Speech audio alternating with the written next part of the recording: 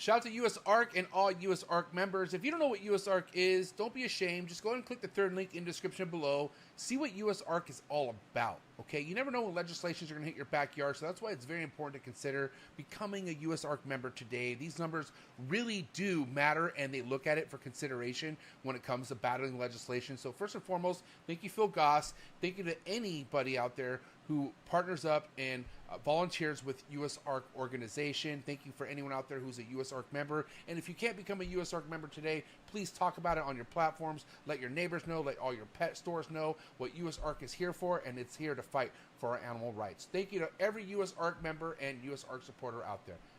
T-minus 30 seconds.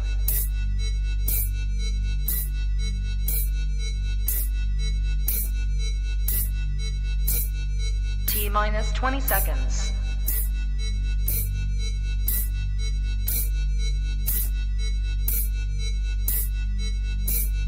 10, 9, 8, 7, 6, 5, 4, 3, 2, 1, 0.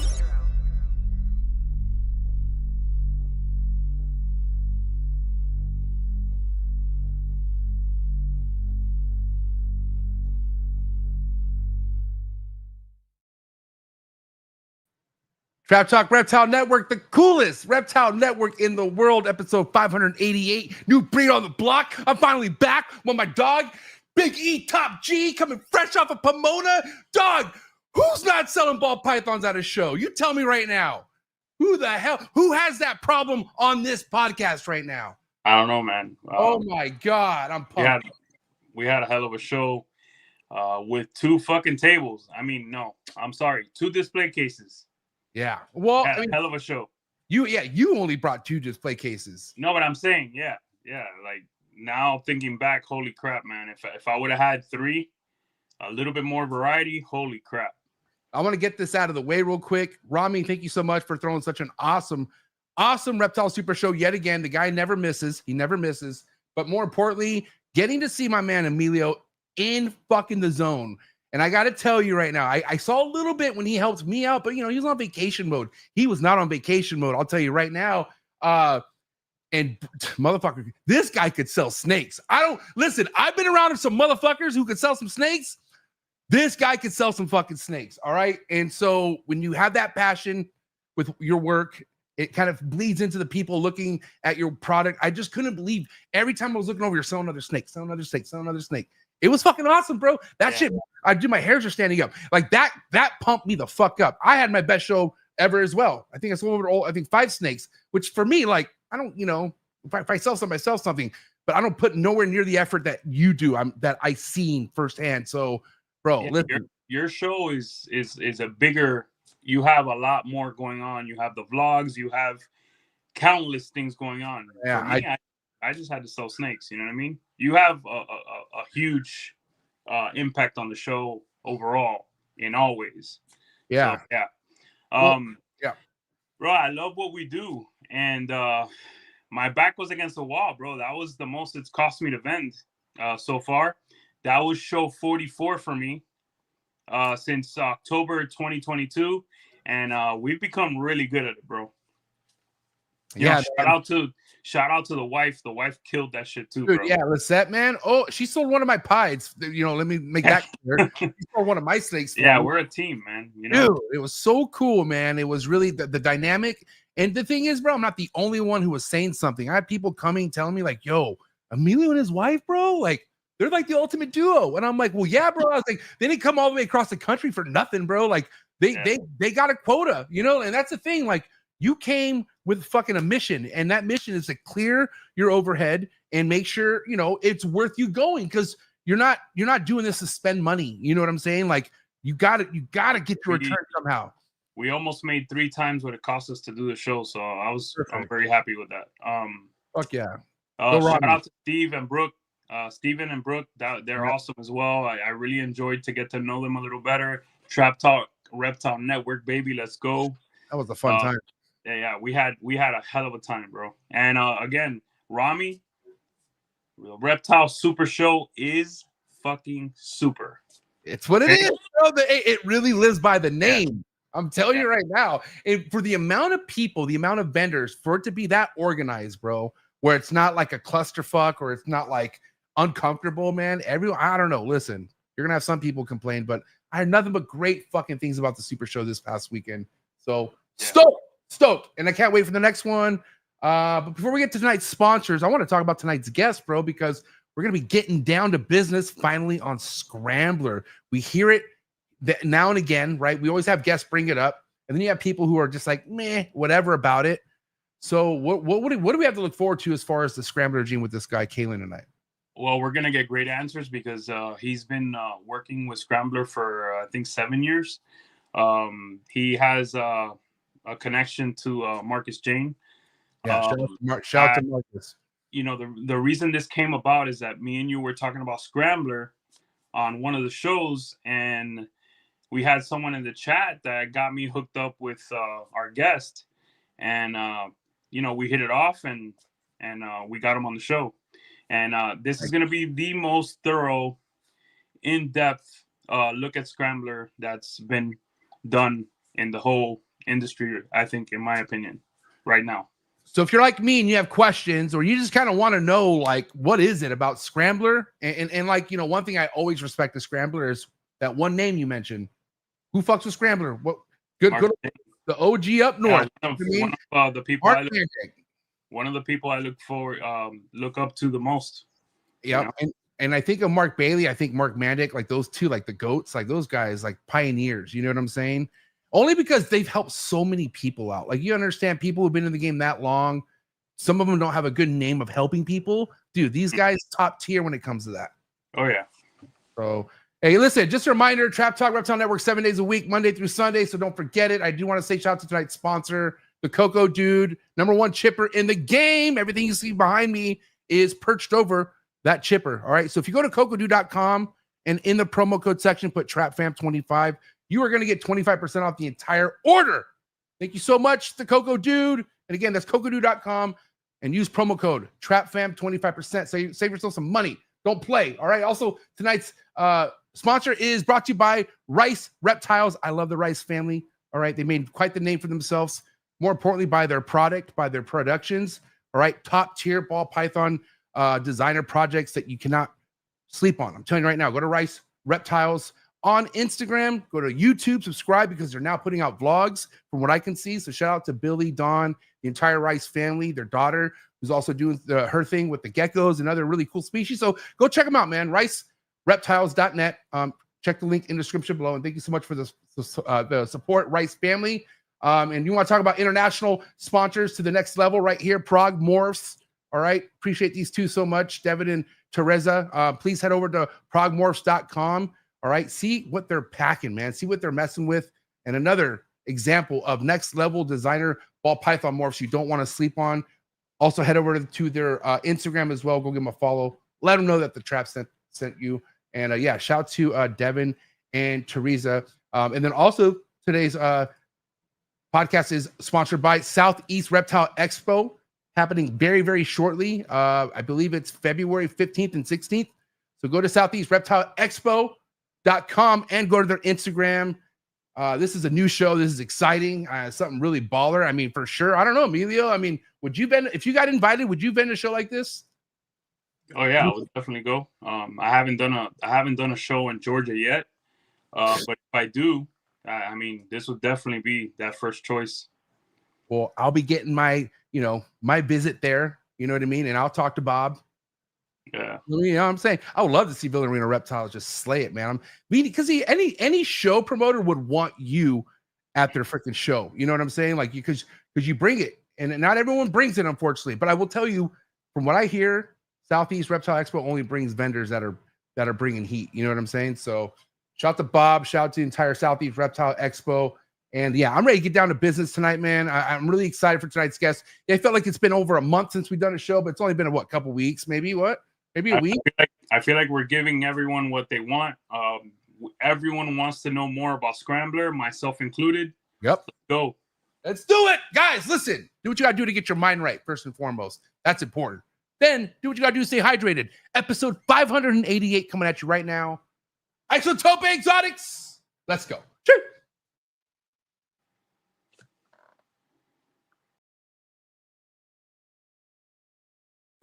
Good. You ready for do more in the future? Trap Talk podcasts? Yes. Man, Only Trap Talk. Exclusive. Yes, exclusive. Oh, So stop calling us. Rub the spot, get the club to pop. When I come up with the crop, gotta love it or not. I'm hot from the hop to the rub the spot, get the club to pop. When I come up with the rub the spot, get the club to pop. When I come up with the rub the spot, get the club to pop. When I come up with the rub the spot, get the club to pop.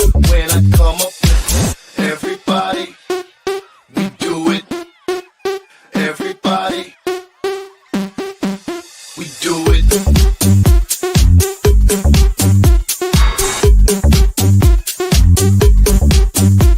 Do it.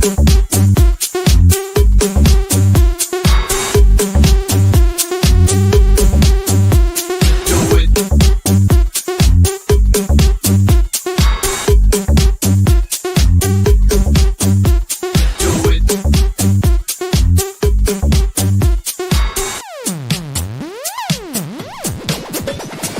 Rub the spot, get the club to pop. When I come up with the rub the spot, get the club to pop. When I come up with the rub the spot, get the club to pop. When I come up with the rub the spot, get the club to pop. When I come up. and we're live, episode 588. Kaylin, what's good, my man? Welcome to the trap. Hey guys, how's it going? Yo, Emilio. It's going. It's going. How, the man of the hour right now. There got so many people in the chat so excited about Scrambler, and I'm not gonna lie, man. Your name literally just popped up into my radar a few weeks ago, and here you are gonna lay things down for Scrambler. How do you feel? Good right now? How are you feeling? Oh yeah, man, this is awesome. This is a great opportunity. I've never been on a podcast before. No one's ever wanted to talk about stuff, so this is it's gonna be fun. Oh, you're in the right place, my man. Shout out to Emilio for setting this up.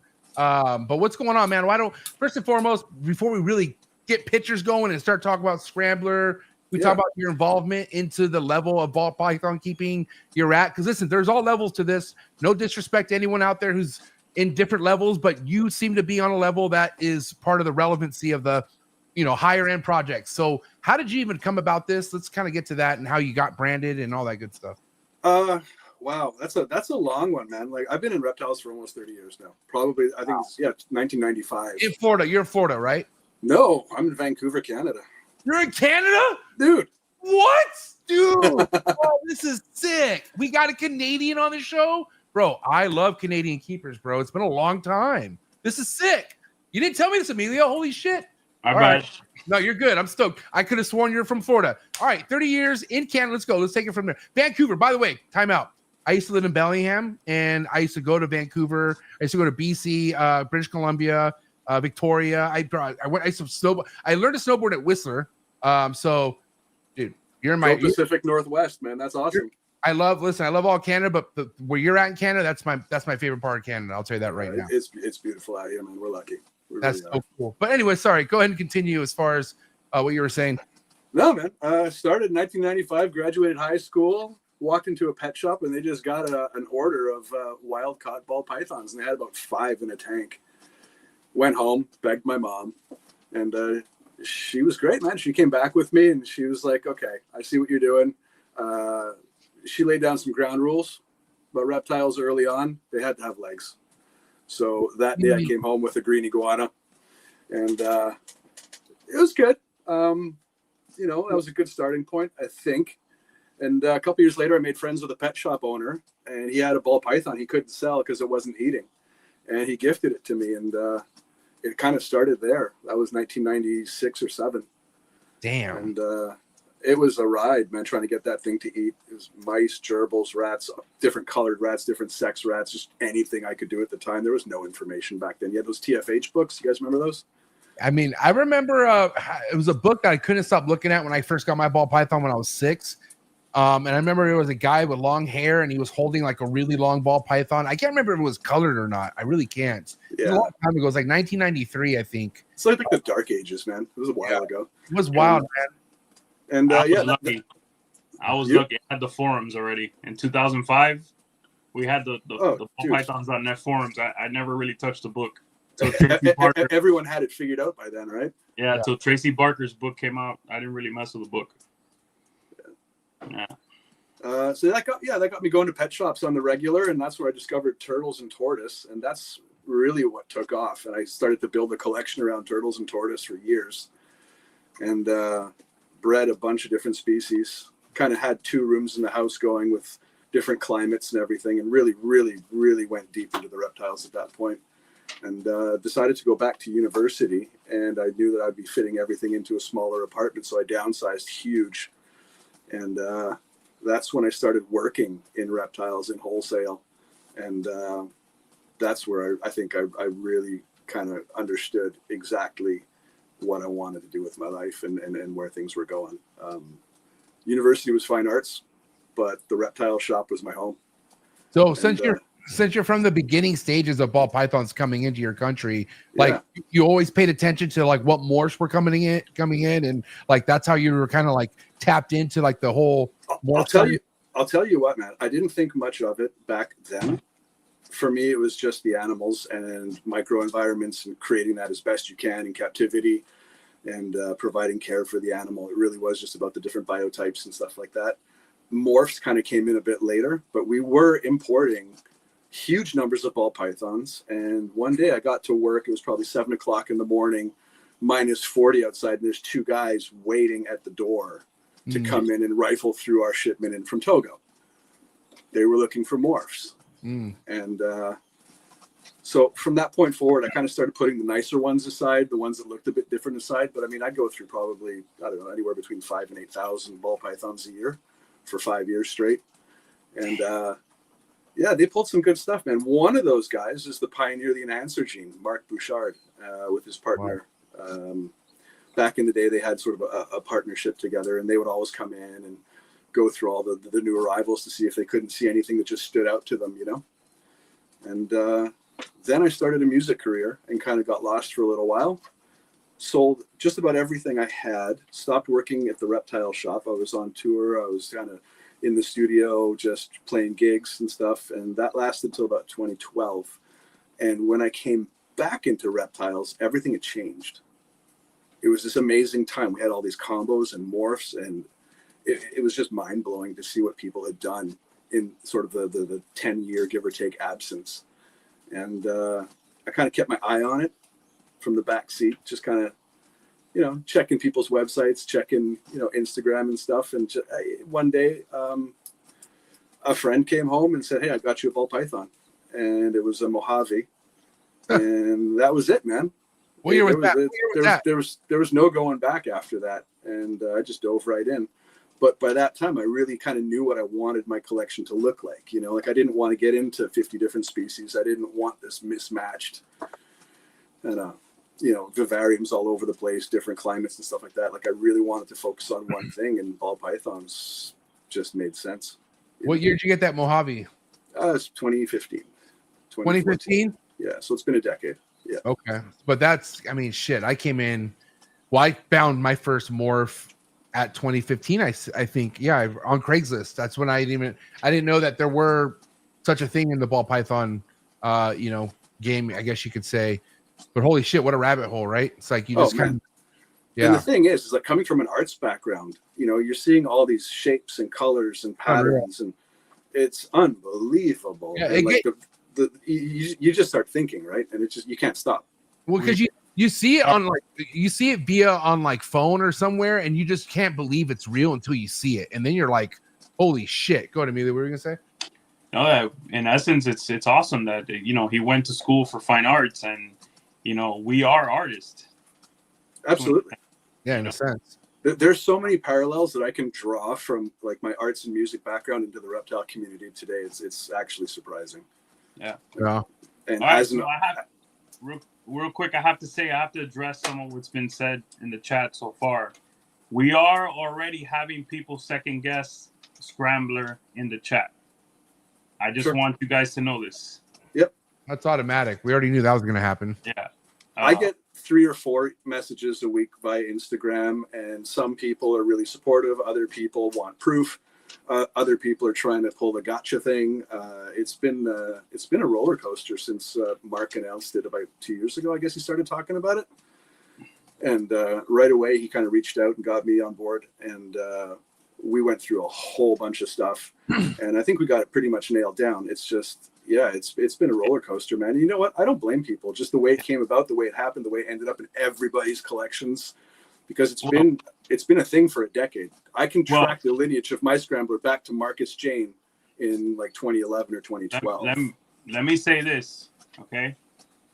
We are getting to know you today, but I would not second guess Marcus Jane, easily. I would not. No, that's the only reason why I've kept my faith with Scrambler is because Marcus stands by it so strongly. And then listen, at the end of the day, the animals that we're seeing are fucking incredible. So right. But hold on. But time out, Emilio. The animals we're seeing aren't isolated Scrambler combos. That's the problem. Okay, I got that. I'm gonna address what I want to see. I wanna see an animal without Calico, without Orange Dream. I want to see this animal in other combos without the orangey palette. And someone correct me if I said that incorrectly. Help me out. No, I want to see it outside of the orange palette. It's my understanding that Marcus bought an Orange Dream from Ozzy, and it kind of originates from that line. So it's kind of tough to tease apart when it's that deep embedded into those projects already. Mm-hmm. So we're looking at one, right? Isn't this one? Yep. That looks to me like a really nice Orange Dream. Yeah. It's really on its own.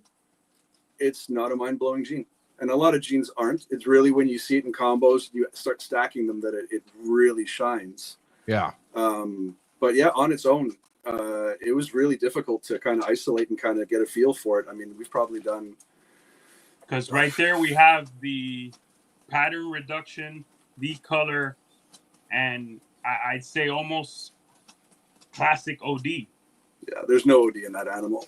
Right, because and that's easy to find out because we turned the shed in and the shed comes back OD if it was. Yeah, I'm just saying what I kind of see there. No, I feel you. No, and that's also why, I guess it's not enough for people because it's not anything different. But hold on, like we're talking like genes that do crazy shit once you put them back in together, like asphalt, gravel. So, and those are nothing fucking by themselves. Like those, you can't even tell you have them sometimes. You know what I'm saying? Yeah. So we can't, that's why people need to stop like expecting so much out of a single gene where we all know what happens if you just work it over and over and over and over back into each other. Even a line of pastel could look good. And I've done that. I've proven that. So, hey, can you guys repeat? I'm sorry. Can you repeat your name, Big Dog? Kaylin. Yeah. The animal that Chris Hernan shared that he says is a single gene, Scrambler does not look like that. No, it doesn't. There we go. Let's get down to that. I don't know Chris. We've never spoken. I don't know what the roots of his Scrambler line are. What I can tell you is I can track mine back to Marcus Jane through 3 other breeders. So it's definitely subtle enough that it flew under the radar for nearly a decade, even here. And I don't fault people for missing it at all. I think phenotypically it's sort of diverged over the last 10 years to the point where in separate collections it's going to appear slightly differently. I did see a quick video. A friend of mine sent me a video he'd done, and he was mentioning blushing, and I think he'd also mentioned that there was YB in the line. And I don't know if he's revised his findings. I think the video was from about 2 years ago, but I don't see any of that blushing in mine, and I suspect that maybe the blushing that he's seeing comes from something in his YB projects. And let me say real quick, when I ask you a question or I tell you what something looks like to me, it's from the outside looking in. I'm not second guessing any of your work at all. I take no offense to this at all. I also have a specific lineage of my Xanthic clowns that to some people they're like, oh, it has to have something else. It doesn't. So I can understand where someone that's not there looking at your collection every day might not see what you see or understand what you understand, or even have, some belief in your 7 years of work. So, hopefully with this episode, we could really you know, get people to really see that. Yeah, I don't want to talk for what other people are calling Scrambler and what they, you know, would like to be Scrambler or what they have pegged as Scrambler. I don't know. I really don't talk to that many people, and I don't reach out a whole bunch. So I think you guys on that front know a little bit more about the controversy than I would. I just know what I get in sort of my DMs and whatnot, and I try to talk to as many people as I can about it. And well, what I can tell you is I don't know much of controversy. What I do know is that just people want more. People want more info. I haven't heard controversy at all myself. Okay. And let me say something real quick. And this is you seem like you're not pressed at all, and that's why I kind of like almost believe anything you're going to say tonight, because you don't seem like you're kind of like on edge, which I could see that a lot. So, but when you're not speaking, like when you're not someone, and I do, trust me, I know what it is, obviously, to deal with people. If I could deal with less, I would fucking do it in a heartbeat. Okay. So I get it. But when you're not out there on the forefront, people are always going to go with what they hear first. And they're always, for sure. And that sucks sometimes, because you got people who do paint false narratives out there, and maybe they don't do it intentionally, but it ends up going to a whole nother direction where it's further than the truth. And all we want is the truth. You know what I mean? Like, and because we don't want it to get down deeper than it already is without actually kind of identifying what we're looking at here, you know, like, and again, like Super Java. What's a Java? I don't know what a Java is. Have we ever talked about Java before? Yeah, Marcus Jane brought it up. Okay. Anyway, so, you know, and so gene creation, it's one of the genes he identified in his collection, kind of like Scrambler, kind of like the MJ Xanthic stuff. It's just something that he brought to the surface, and you're there. Like you're good. You're good. Okay, You're, all right. you're good. You're good. You're good. It glitched for a quick second, but you're good. Right. But then again, okay, so here's the thing, and this is where I want to get at right now, because Scrambler obviously needs a boost in a sense as far as like what it could do without being with a bunch of other stuff. So Sure. How much of your working Scrambler with even newer stuff? Don't you think that's going to get even harder to identify? Like, because I'm sorry, and I love Marcus, I ain't never heard of that Java shit. And I guess we've already talked about it, and I don't even remember it. So I feel like these are crazy uphill battles you're looking at here. Yeah, I guess so. I mean, it's more of a personal challenge than anything else. I mean, I'm not so worried about other people, really. I just try to get to the bottom of it and present sort of what I know at the time, you know. Right. But, you know, what ended up happening is like we're kind of working backwards a little bit. By the time Scrambler was identified, it was already so deep into some, you know, double recessive combos with extra codoms that it was really hard to just kind of peel the layers back and get to the source. And I think, like you mentioned, there's still a ton of work to do at source. Now that we have it identified, you know. You know, something I really liked in your collection and your pictures, your Instagram, is that I saw it in banana. It really cleaned up. It really cleaned up. Correct me if I'm wrong. A banana pied, quite a few banana pieds that you have. Those animals are exceptional. Yeah, that's why I want to see so much more other genes, and I want to see. If what I think this gene is doing is amplifying everything it touches. That shit's fire. Yeah, you're right. But I mean, go ahead. Scrambler on its own, it's a lightning gene. So when you hatch out a clutch of all normals, the Scramblers are going to stand out. They're about 30% lighter than anything around it, just from a normal standpoint. So in combos, it really it shines a little bit. They hatch out very bright and colorful, but they tend to lighten up over time. And you'll see in some other pictures, there's some development shots that I sent you, so you can see it when it hatched, and you know, a couple months later, once it's put on, you know, 300-400 grams, how much lighter it gets. The banana combos that you saw, there's also Orange Dream in there, which has a really dramatic effect on banana. It really polishes it up, gets rid of the spotting a lot. You know, so I think the two together, I mean, it's just blinding my face, man. Like holy crap. It's like really comes after you here. That's incredible, bro. I call that one the Pineapple Express. Blew my mind when it came out of the egg. Yeah, I wish I could smoke it. That thing's badass. Dude, that thing's really cool. So something like this you're trying to put in pie? It looks like I see a ringer there, but that usually comes with that's pie. That's a dreamsicle, yeah. Dreamsicle. Oh yeah, that's right. Dreamsicle is my bad. Shows you what I know there. But like for instance, when you have you there, Kaylin? Yeah, I'm still here. Can you? Yeah, Everything looks okay. All right. You're good. So snake like this with so much going on with it with Scrambler, what direction are we talking about here? You mean what do I want to do with it, or this snake right here. I mean, listen, I look at snakes kind of like paintings. You know, to a certain, you know, you can make a painting over successive months. You know, and you kind of know when it's a resolved product. You know when you're done. You know when it's finished. Yeah. I think something like that, I wouldn't want to add too much to it unless I really want to just kind of split in another direction entirely. Yeah. You know, I think the next step for something like that, I want to throw it at is maybe enhancer. Yeah. Really give it a polish. I need to see an Xanthic Scrambler, bro. It's coming.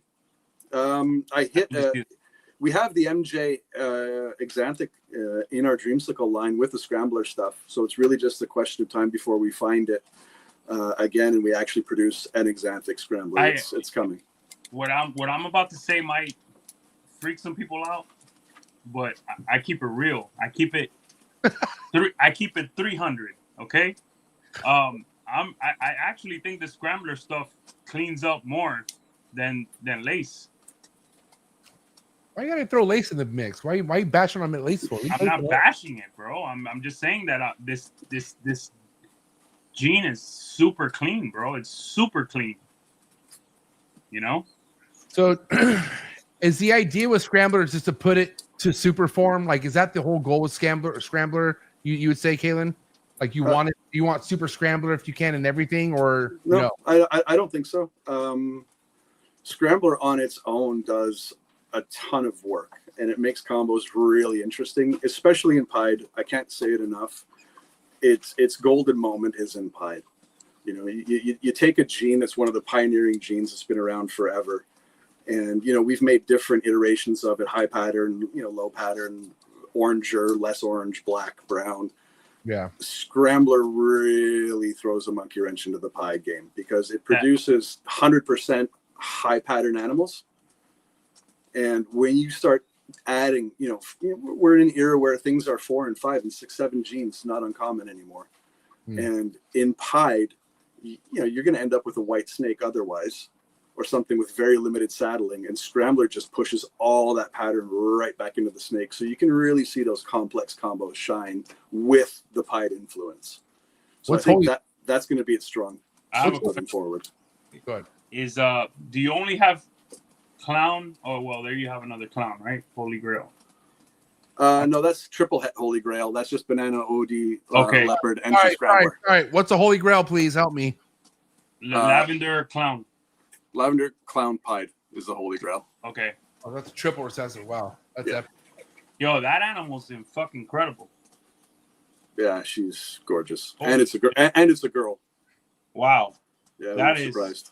That is incredible. Wow. So yeah, shout out to Dylan. You know, we're talking about maybe supers don't need to be in everything, but did you send me some super examples? Or are there some super examples in that file you sent me by chance? Yep. There's a Super Scrambler Orange Dreamsicle in there. Let me see if I can find that. So there's no white on it at all. It's just a solid orange and white snake, but it's absolutely gorgeous. It's the Banana OD Super Scrambler? Nope. Let me pull it up here. Give me a sec. OD Super Scrambler Dreamsicle. OD Super Scrambler Dreams. Oh, found it. Yep. OD Super Scrambler. And that went down to Michael at Balls of Fury. So shout out to Balls of Fury. Thank you for your support. It means a lot. Anna OD Scrambler. This one? Yep. Wow. Okay, so here I have to ask you, how do you know that's a super? Right. The reduced pattern, all that you see where there would normally be pattern on the sides. It's really just all this flaming orange solid all the way down the body, and the reduction in white. There's no white striping, and what I'm seeing right now with Scrambler where we're at is the supers almost have no white on them at all. And the single genes, they'll have 1 or 2 bands towards the tail, but very, very, very limited white. Like none of the animals that I produce have anything more than 2 bands towards the tail. And those are the single genes. The supers, they're just block color, head to toe. And so do you have anything that just has super scrambler maybe without all the other bells and whistles? I don't. I haven't pegged that down yet. There's still a few question marks in terms of like reducing it back to a single gene. I'll probably hit one in the near future, just with the volume of Scrambler that we're working with over the last 7 years. But right now, I don't have anything pegged. Most of my stuff comes from the original Dreamsicle pairing that I got, so all of it's usually tied into recessives and all the other genetics that I made the original hets with. So coming up with the single gene stuff was really, really complicated. And I did send you a few pictures of combos there, like simpler combos that people would recognize so that you could kind of see the effect of Scrambler. There's one pastel fire, so it's a firefly with Scrambler. Did you email it? How'd you send it? Yeah, it's in the file that I sent over. Oh, you updated it, or how? What do you mean? How does that work? You already downloaded the file, so how'd you add it? How'd you add to it? Oh no! I'm not saying added to it. It's just a combo that people are more familiar with, and they can kind of see what the Scrambler has done to that combo. Okay. So what's in terms of super? No, I haven't produced an animal that I can definitively say is a super in its single gene form. That hasn't happened here yet. When you and Marcus talk about Scrambler, what's the ultimate goal here? What are you guys looking like? How are we gonna discover this Scrambler thing? Like, and at what point do you feel like it's gonna really come to the forefront? It depends on what anyone wants to do. I mean, I don't know if it's going to make it to the forefront. I see what it does here. I'm in love with it. I absolutely think it's magic in pied. So for pied heavy collections, if you're really looking to, push that forward and do something really different, I think it's essential there. Moving forward, just make combos, see what it does, see what happens. We kind of know what to expect a little bit now, but the pattern mutation, it gets so dramatic and it really compounds the more genes you throw at it. I think we'll definitely hit that wall where, we've overdone it for sure. But so far I haven't seen anything that I don't like about it.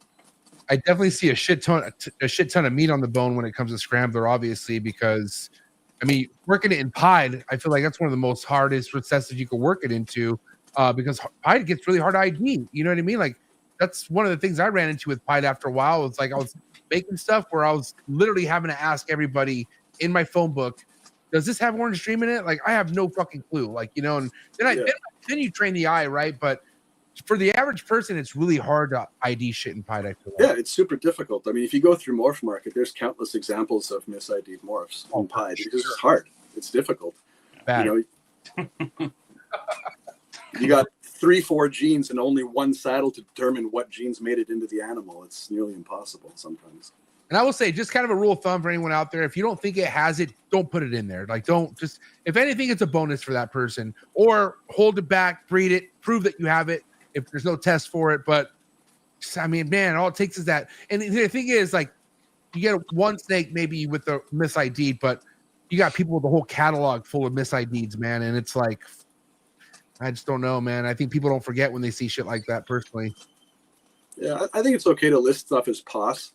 Right, yeah. Backtracking and trying to find information once you've produced an animal, going back to that breeder 2 and 3 years later is really difficult sometimes.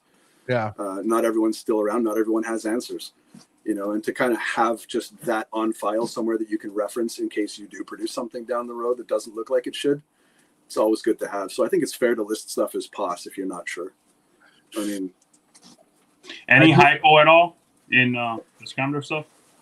Not here and not intentionally. However, hypo is one of those old school genes that's kind of permeated throughout the industry for decades now, and it pops up from time to time from unexpected pairings. So I know I have it here. It does. I just don't know what has it and what doesn't. I never thought I'd be one of those individuals to like you're shooting for something and then you see another recessive pop up out of a clutch, and that's what happened with me with the pied hypo pairing that I had, and I was so happy. And mind you, wherever pied hypo's not too expensive nowadays, but still, fucking beautiful animal, you know, first and foremost. But that's the trip, right? Like, think about how hypo was so unwanted. People didn't even bother telling their customers they were hets, or like they're almost keeping it a secret, which is crazy. Well, I think the market's evolved, you know, and people's understanding of how working with animals works has evolved. And I think we're just at a point right now where the books are open. You know, I think everything's fair game and everything has a place, you know, and it's not all about money and investment. Sometimes it's just about making something really awesome that you have a vision for. Oh yeah. You guys want to see a super scrambler? I mean, this is quote unquote a super scrambler from Chris Hernan, and we could maybe look at an example. And Jamie, if you don't mind, why don't you put what else is in this? Because I'm pretty sure it's not just a super scrambler. So if you want to go ahead and drop that into the chats, Jamie, because I'm pulling up your pick right now. But this is, I guess, a Chris Hernan production and super scrambler. What do you think? What do you think, Kaylin? I think it's a beautiful animal. I have animals that look similar to this, but they look like that. But I know they're pied because both parents were pied. So I'm really not sorry. I got close to the camera there just to check it out, but It's all good. We can't see you. oh, okay. Picture's covered. Perfect. All you can see is a big nose. Yeah, I definitely have produced animals that look very, very similar to that, and I think there's probably one or two in the file that I sent you. Right. But, if you know, to say that on its own is a super scrambler, I mean, mine are definitely pied, and it's tied into a bunch of other genes as well. So I couldn't say. So you're saying that there's just not enough like proof for you to say that you have super scrambler, but you might have it.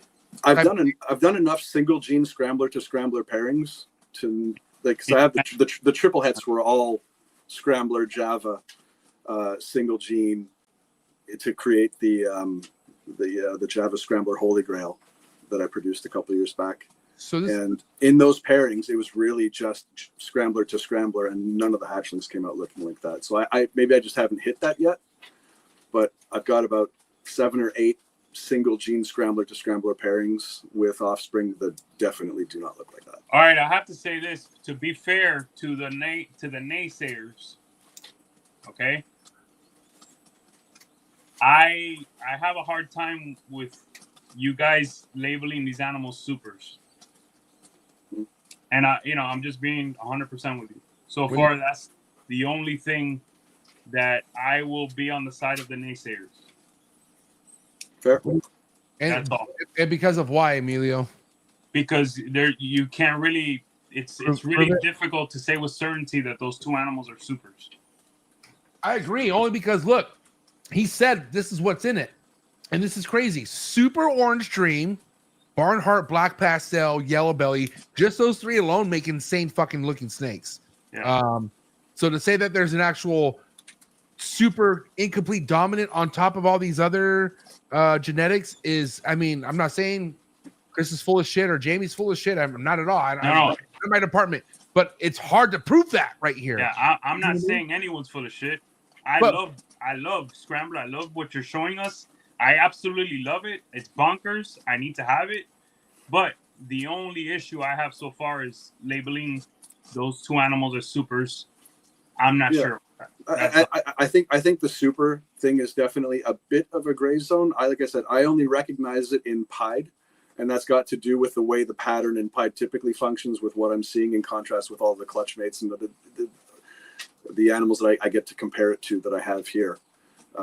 So I'm really confident. And if you want to go back, actually, I can show you a picture of the original pairing from the original Dreamsicle pair that I bought back in late 2016, early 2017. 2017, yeah, I have that right here ready to go. Yeah, first Dreamsicle pairing 2017. Those were sold.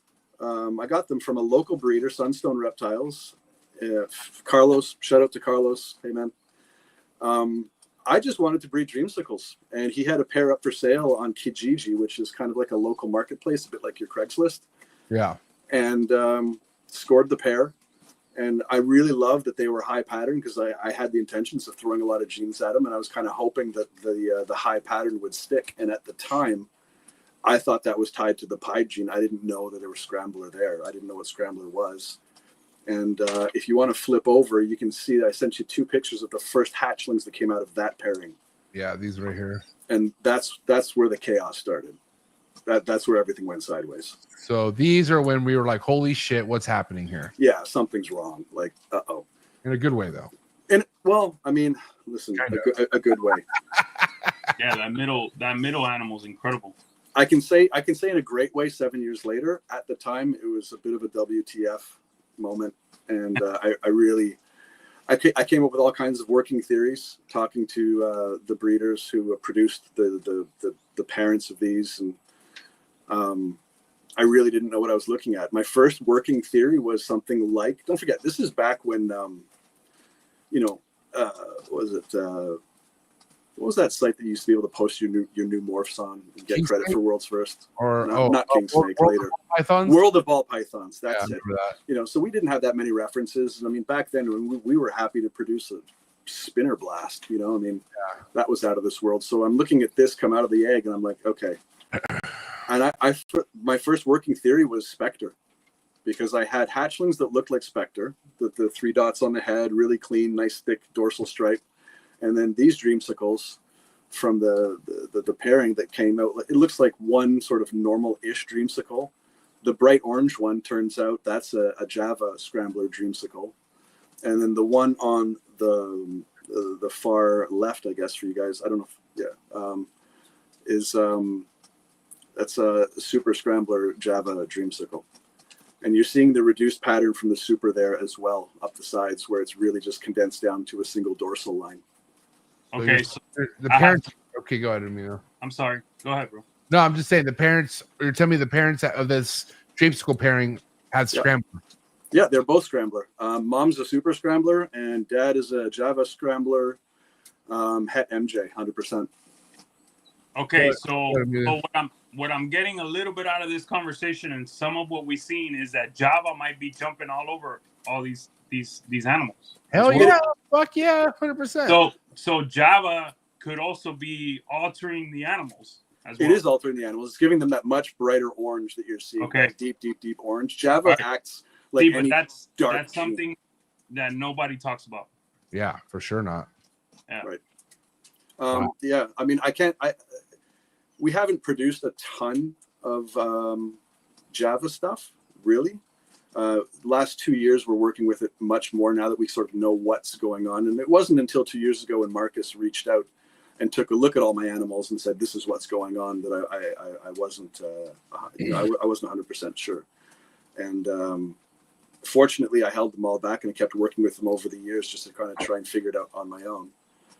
So we're pretty deep into a lot of these projects just as it is, just because I found them really beautiful and just kept working with it. But Java is a darkening gene, and in pied, what it does is it creates those really uniform dark saddles. And when you throw that at lavender, it just translates to those super bright oranges that you're seeing. So my next question to you is going to be, why did everyone think that the first Scramblers were calico? Just that pairing. Are you talking about El Diablo, like Chris's original pairing? Well, I someone told me that in the beginning everyone thought Scrambler was connected to calico, or it was combined, or you haven't heard that? No, no. I think that just has to do with I think Chris picked up the Scrambler thing a little earlier than everyone else and just ran with it and produced that El Diablo, which kind of became his sort of Batman project, like his breakout thing, because that was the first time I'd ever heard of him. And it's a gorgeous animal. But in that combo, I think it's really the calico that's kind of doing the heavy lifting. And I think there was a bit of confusion as to what Scrambler was contributing to that combo. Yeah, like I posted a picture here of a Banana Enchi OD Fire Scrambler Het Dreamsicle. I think you have it, MJ. You can pull it up. It's a beautiful animal, but it's definitely the calico doing the heavy lifting there. It's less the Scrambler, more the calico really shining through in that one. You said you posted it on your page, or it's in my files that you sent? It's in your file. What's the name of the genetics again? It's the second picture in Banana Enchi OD Fire Scrambler Het Dreamsicle. Oh, yeah, there it is. I think I brought this one up already. Pretty impressive. Yeah, like it's super easy to say, look what Scrambler does, but the truth be told, that's a combo. Like the other genes are contributing massively to it, and all that white you're seeing down the side, that's 100% calico. You know, I mean, that's not Scrambler. You can't attribute that trait to Scrambler at all. It does combine the alien heads and produce smearing and complex combos, but not like that. That's. But you know, Calico also throws that insane white, but also messes with the pattern too, right? Oh, for sure. Yeah. Yeah, 100%. I want it. Here's the thing, dude. Like now I'm even more aggravated as far as getting this shit away. Like I want it away from stuff that's already doing crazy stuff. Like that's what I want to say. I want to kind of get, because now the hearing that Java could just be amplifying it even more, it's kind of like, well, what does Scrambler even really do? Like what without help? You know what I'm saying? Yeah. Well, pull up that picture of the I mean, I added this picture just for simplicity because I think a lot of people kind of know what a firefly looks like at this point. Like it's one of the OG morphs. So it's a fire pastel. I think it's down towards the end there, probably the 6th or 7th picture from the end. Fire pastel Scrambler. Yeah. This looks. I'm not gonna lie. This looks pretty ugly. No, it's ugly, but it gives you, if you know what a firefly is supposed to look like, it gives you a really good idea of what Scrambler does to that combo. Which makes it dirtier. Well, no, it lightened it considerably. Yeah, it lightened it up a lot. It changed the breakup of the pattern that you get with the firefly. Yeah. And if you look towards the tail, you get that smearing. And I think that's more what Chris was alluding to with El Diablo, is you get that smearing of the alien heads, and that's what I see here too. But I think a lot of people kind of jumped on the bandwagon and said, "Oh, that's just Calico doing that."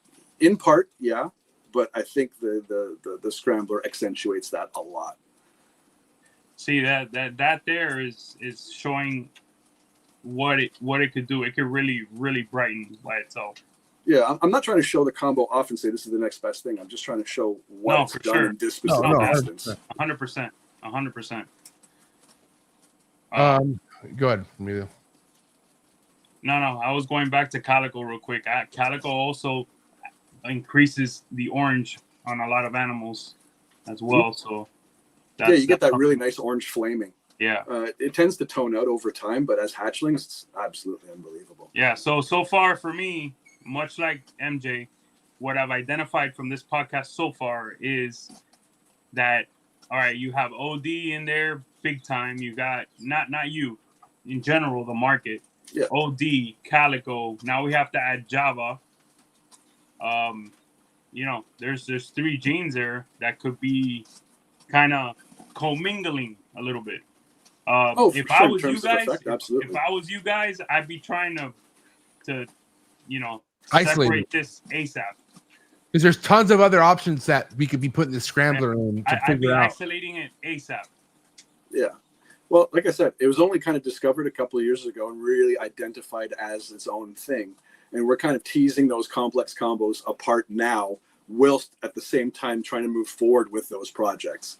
So you're going to kind of get Scrambler going both ways, where we see, us, backtracking it down to its origins, and at the same time producing, triple het, quad het, 7-8 gene combos with it. And I don't think I can't think of another gene that's kind of happened with. And, because it's been in the marketplace, like I said, I tracked mine back to Marcus, almost over a decade ago now. It's just permeated into so many people's collections. I think there's going to be a lot of surprises. We're going to see a lot of really, really cool stuff as we tease this apart and kind of, get it down to bare bones. I mean, how does Pied really do in the Canadian market from what you see today with other designer stuff in it? There's a Canadian market? I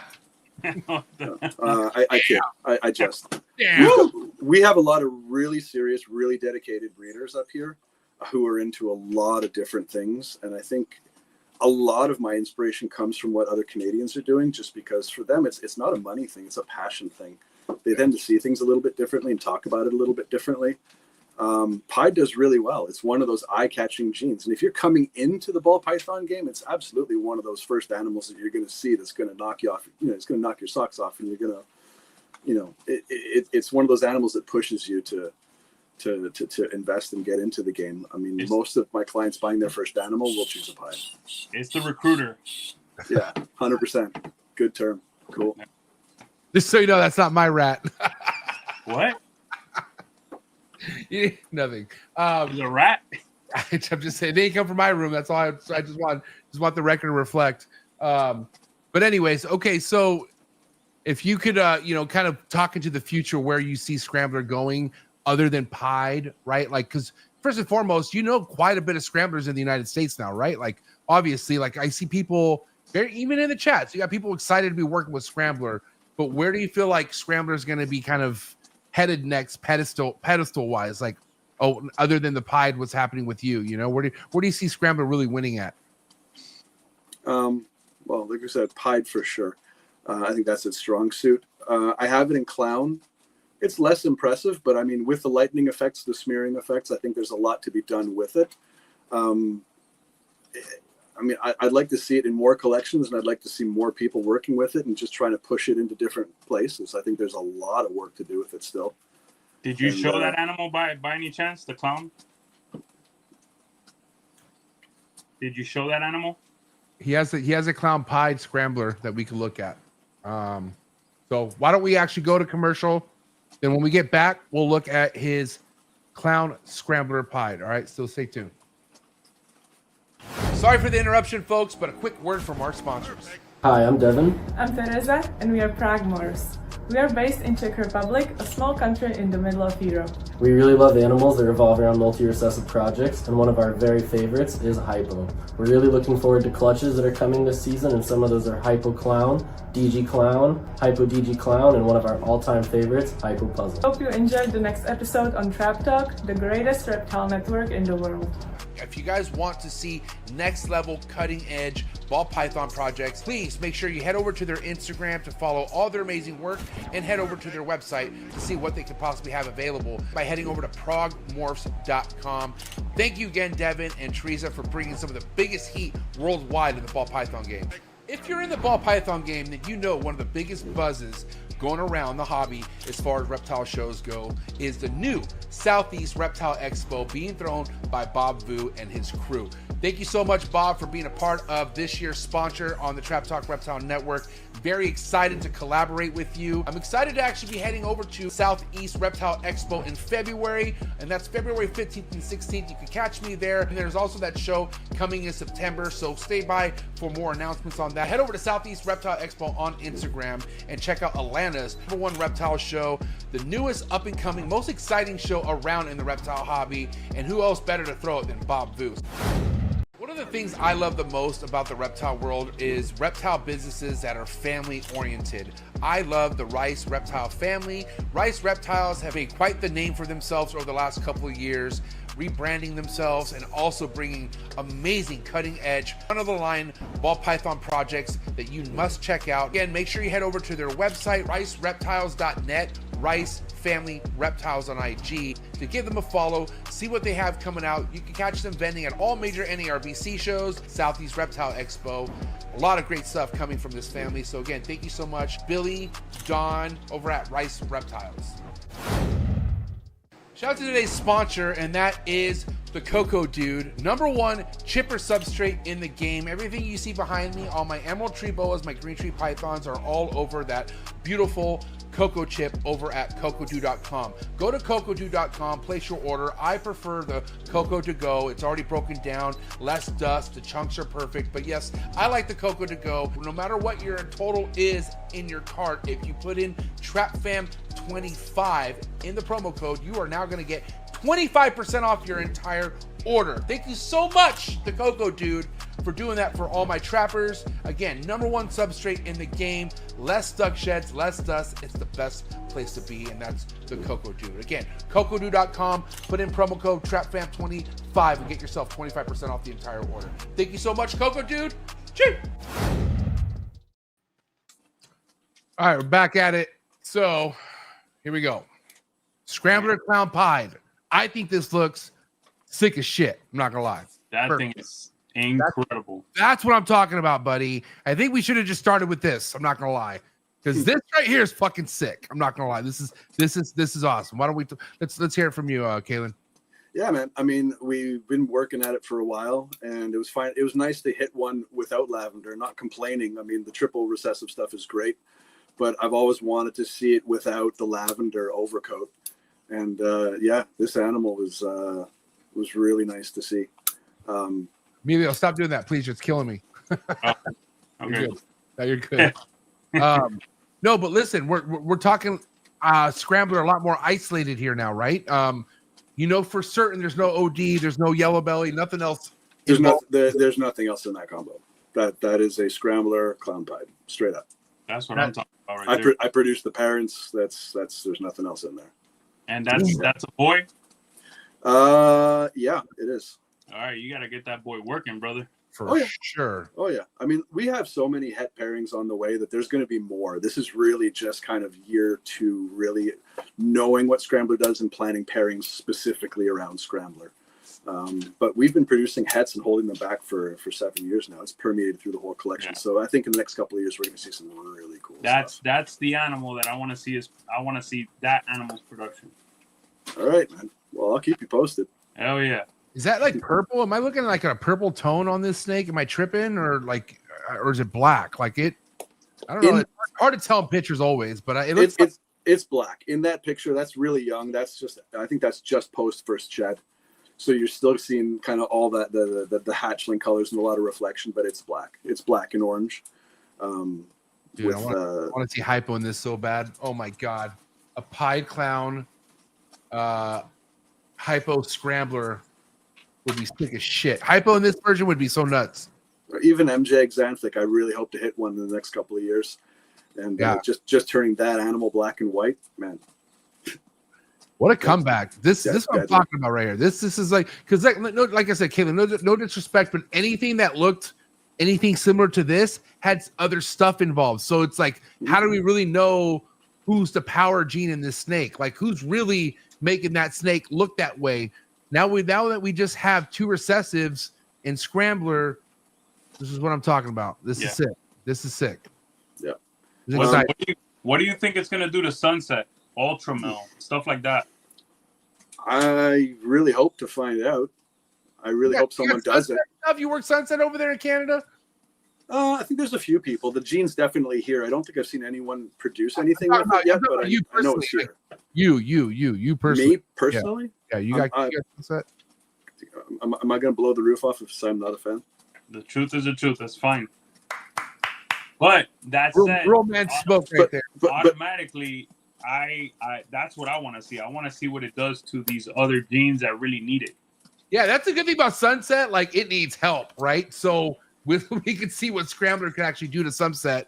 Is it going to help it, or is it fucking God bless it? You know, we'll know. Yeah, definitely help it. You know, I really hope it does, man. The lightning effect should bring out some more color in the Sunset for sure. The pattern effect, yeah. I mean, I think it's a great idea. I think, for somebody who's deep into that Sunset project and is really striving to find something fresh, yeah, take a shot at Scrambler, definitely. I didn't pay this person to say this. I don't even know who the hell this is. But he said Sunset is a shit stain. Damn. That's not nice. That's wild. That was mean, man. I've seen. Hey. You want to get into the Sunset thing? I've seen some really cool looking sunsets. That spot nose sunset that I don't know who produced a while back was really, really cool. The one Justin made. Justin's made some of the coolest sunsets. So is Miguel.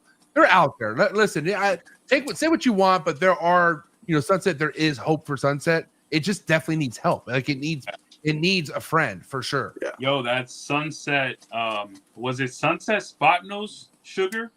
Yes, that's it. Imagine that with Scrambler, bro. Woof. Yeah, no sugar though. Tell Sugar to go kick rocks. Fucking Scrambler. I want to see what the Scrambler does. No sugar involved. I don't want sugar involved. Okay. You know what I'm saying? Because Scrambler needs like that love, bro.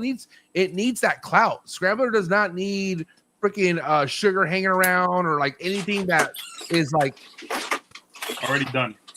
What the hell was that? Yeah. Behind this backdrop, okay, thank God.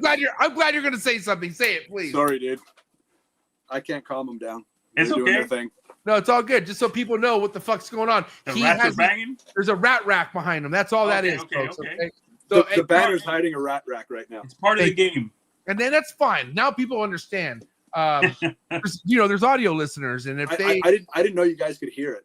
Hey, we God, hear it. hey, God bless you. You're dealing with that smell right now. I hope today was cleaning day. Probably not that bad. No smell.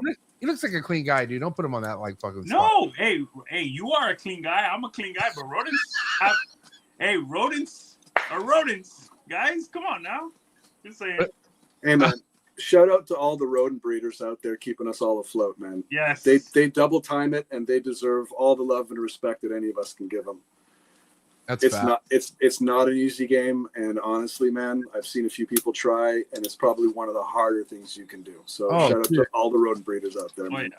I always say you want to get tested, try breeding on rodents. Go ahead and but mind you, if you're going to do it to that level, it only makes sense to breed your own rodents. But that's a whole nother full-time job on top of what you're doing with everything else. It's no joke, and it's something you can't skip on. Like the rodent chore is mandatory, big time. At least it was for me, you know. If you're not into rodents, it's crushing, man. For someone who's really not passionate about, at all, it's a crushing task. Yeah. You know? And what's crazy is how easy it is for like years of building colonies could just get wiped out. Like, overheating or fucking just, anything can happen, like a flood, right? Like small things happen and it's like, God damn. And then you lose that whole rodent production, then it just really throws things in a grinder, Yeah, it's next level heartbreak, man. It's a daunting task. And really, I respect anyone who can supply rodents, man. That's a tough gig. All right, we're talking about rodents. Let's get to it. ASFs or rats? Where you at? Rats. Okay. Respect. I feel like we don't talk about that anymore. I wonder why. Message.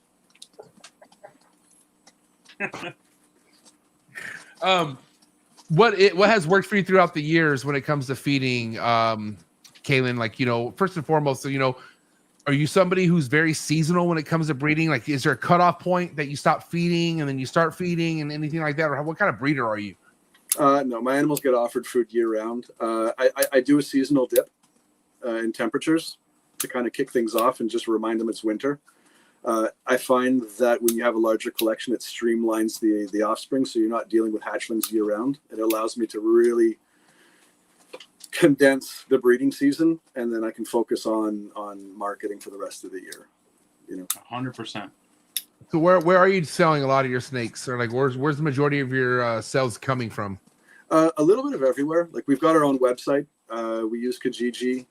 We've got our Morph Market account up. Morph Market's been pretty spotty. I think it's just a lot of American breeders have had a rough go with Canadians, and just the length of time it takes to get you guys animals sometimes. And aftercare is really kind of difficult. If anything goes wrong, permits required both sides, and it's just a touchy thing. It's been a bit of everywhere. Like we used to do shows as well. I'd say the big snakes go to the US. A lot of startup snakes, like the lower end stuff people, really attractive stuff, but like stuff that people aren't considering like an investment animal, is mostly local. Got you. I mean, I think we should talk about this real quick too. It's het lavender, but here you have Java Scrambler Clown. That's nice. That is sick. Yeah. So, can we talk about what you feel like what the Java and the Scramblers do? Like, for instance, you're looking at the snake. What tells you it's a Java Scrambler Clown? Like, what are you looking at here? All right. Well, first off, when I name something, it's because I'm comparing it to a myriad of other animals, and I don't really show everything all the time. I try to be as upfront as I can. Right. What's telling me that is what it is. It's just experience over time. So Java darkening gene. You get a lot of pattern sort of lower down on the body, and that carries through into the clown as well. And then with the Scrambler, you're getting that lightening effect in those zones, and you're getting that smearing all the way down. So the dorsal is really kind of splotchy and kind of peels off to both sides. It's not as straight and narrow as some of the combos you'll see. And the head stamp, it's got a really kind of unique head stamp going on that I see in all the Java Scrambler stuff. That's a really nice animal. But thing with clown though, man, I've seen some fucking insane clowns that are just labeled clown. Sometimes, not like this. This obviously, I could tell you have some stuff going on with it. But I know for sure clowns could really look different depending on what the het influence is. And that's one thing I do like about like stuff that I work with personally. Like if I want to hold something back, you know, and I see something visually that het's doing, I love stuff like that. But I will say one thing: Scrambler being that lightning gene, as it ages, that animal is going to get significantly lighter. I mean, if I could fast forward and take a shot a year from now, it's almost going to look hypo. Nice. Interesting. I'd say Scrambler has like a 30% hypo effect as it ages. You really get that brightening. Much like fire and yeah, exactly. Same thing, fire, but fire much acts cleaner. Yeah, fire acts a lot like hypo as well. Yeah. Do you feel like it's very limited with lavender or dreamsicle? Like, I mean, you get like we were talking about, you get to that point where you look at a snake and you're like, well, I think it's fine at this point. You know, you got other morphs in ball python game where there's no end. I feel like to it. Like, it's how much more orange can we make orange? That's what I'm saying, right? Like, well, go ahead. Pull up that Pineapple Express. For the first time, you're getting blushing. You're getting two-tone blushing. You're getting a two-tone body pattern. So it's a dreamsicle, but you're getting all kinds of extras with the Scrambler, and a lot of that has to do with banana. Which one? Which one? I'm sorry. Which one are we pulling up? Banana Enchi OD Scrambler. Banana Enchi OD Scrambler Dreamsicle. Yeah. All right. Take a look at that. Go ahead. Go and continue what you were saying. So yeah, like we're getting all these different tones coming in. It's not just a straight orange animal. You're getting this crazy orange blush, and you're getting pinks. You're getting, you know, all these details. I've noticed one thing in a lot of the Scramblers is kind of like pinstriping around the alien heads is really, really kind of prominent and sharp contrasts. You know, I mean, that's, I think in Dreamsicle, where it's been for the last decade, that's something really new. That's something really fresh to see that much color and contrast in a Dreamsicle. So I don't think Dreamsicle's dead, you know, that's stretch. That's probably one of my favorite animals you've shown today. That one and the one that's complete, that has no pied with the banana. Mm-hmm. Yeah. And the clown pied. The clown pied. Incredible. Yeah. Yeah, it does some cool stuff, man. And I think we've just scratched the tip, you know, like I don't think we're done with Scrambler by any stretch. No, I think we can almost backtrack the entire catalog of ball pythons and try adding Scrambler to it all, really. I don't think it's a losing bet. It's crazy. Look at the eyes. The eyes are a trip. The eyes look like they're like the same color of the markings across its face. It's pretty cool. But yeah, I mean, I don't know what I was gonna say. Maybe go ahead and say something. These animals are fucking insane. I mean, there's no way around it. You know, naysayers say what you want, but these animals are incredible. Incredible. And I'm really glad you guys like them. And whoever doesn't want to work with this gene, I don't know. You know, I need to get... It all depends what your goals are, man. If you want that bright stuff, this is it. Like this is intense. This is really we need to make beautiful animals into adulthood, and I think that this is going to be a big key going forward. Like, I'm not a bright snake guy. Like, I have bright snakes. Don't get me wrong. I think they're beautiful, but like, I like dark stuff. Like, I'm more of the darker stuff. Yeah. But this shit right here is fine. Like, one of the snakes that blew my mind was that Starburst snake a while ago that Justin made. Yep. Kind of these are the fucking vibes I'm getting from this. Well, like, I'm getting Starburst vibes. In the file I sent you, 10th snake down, I think it's Enchi OD Super Scrambler Dreamsicle. That's missing one gene for the Starburst, plus it's got the OD and the Super Scrambler in it. I'd love to do it with the Starburst one, but it'll be a couple of years before we get leopard into it. God, what is the Starburst? Like, what is it? What is in that snake? I know, obviously, leopard Enchi Dreamsicle, as far as I know. Yeah. So this is what you're talking about? Yes, sir. Oh my God, that thing's fire. And again, Dreamsicle is albino pied, right? Lavender albino pied. Oh, yeah. Lavender albino pied. Yeah. So this is a pied right here? Yep. That's so sick. That thing's sick as shit. Okay, so how do you know this is a pied without the pied marking? I always wanted to know that. Both parents are pied. Oh, that's gangster. Oh, okay. That's cool, dude. That's fucking neat that they could be this low white pied. Like no Oh yeah, white. well with the Enchi on top of it all, there's no white at all. That's I feel like that's Pied's future. But no, man, the thing is, like, the white does change everything, and it does throw, like, wow, like, you know what I mean? I think you could go either way. It doesn't matter. I'm not a high white guy, I can tell you that much. But you get those nice low to mids, man. Whoo. Oh yeah, I love that shit, bro. But man, that's awesome. Now, let me ask you this.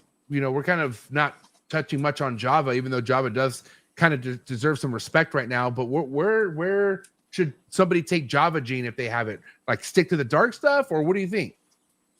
Yeah, I mean, it has. Look, I haven't done a lot of work with it, and I haven't seen a lot of other people working with it. I think there's a few people that definitely have gone out of their way to include it in their collections. But the stuff I've seen isn't super complex stuff. Like, I've seen a couple super Javas, Java Yellow Belly. Like, we're still at grassroots with Java too. I think there's a lot of work to do there. But a darkening gene, I would use it the same way people would use kind of black pastel or Mojave, blackhead, stuff like that. Like one of those like darker combos that adds a lot of richness and tone to your animal. So for somebody who's been in the game as long as you, Kaylin, I always like asking this question because I think somebody who's seen as many dips as you have in the market, the COVID spike, you know what I mean? Like, even though you're behind the scenes and you got your thing going on, did that affect you at all? Like, even seeing people drop out left and right, even 100%. today? Like, can we talk about that?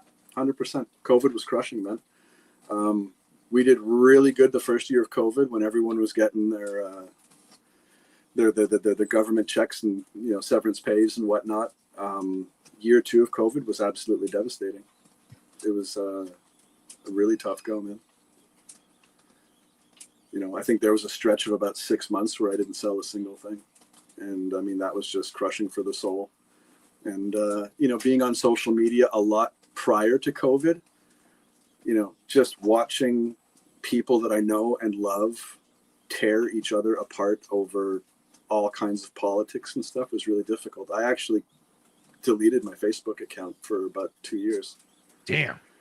Just because I mean, like I said, these are some of the most relaxed and zen people that I know. And then here they are posting, you know, telling other people to go eat a bullet and stuff. It drove everyone nuts. And COVID was rough up in Canada, man. Damn. I don't know many businesses that survived COVID, and I don't know many couples that survived COVID. that was a really bad time, bro. I look back at that time and we're still in sort of the aftermath of it all, man. It's crushing. It was heartbreaking. Yeah, like the debris now kind of starting to clear a little bit, like after the whole fucking building crushed down on the entire reality of people getting into this to get rich. It was a definitely eye opener. Yeah. But then again, if you're in this for the right reason, you're still around. yeah. So, If you love the animals, man, they're always going to come back to you. You know, like definitely. You know, in tough times, you see where people's priorities lie. You know? I built everything I have during the toughest time in my life. Like, I was going through the most craziest shit. Couldn't, like, trying to get out of some fucked up shit that I was living, but I couldn't like fully get out. And the snakes were the ones that like made me realize, like, you know, where my potential was sitting at, you know. And obviously shout out to my wife for believing in me, but dude, like, if your heart's not in this, man, like, if you're not really down for these snakes when shit really hits the fan and you're not selling anything and you still have to pay money or, you know, obviously like feed all this stuff and do your day-to-day job and, you know, be a dad or a mom and then go back and it's like, dude, you better love this shit. Yeah. Oh yeah. I mean, Or wear you out. building a collection like this and being into reptiles for a long time, there's more to the philosophy about, you know, just keep wanting to keep reptiles. It's about how you treat yourself in your life. You know, like if you start slipping in your personal life, the first thing to go is going to be your reptile collection. Yeah. You know, Yeah. 100%.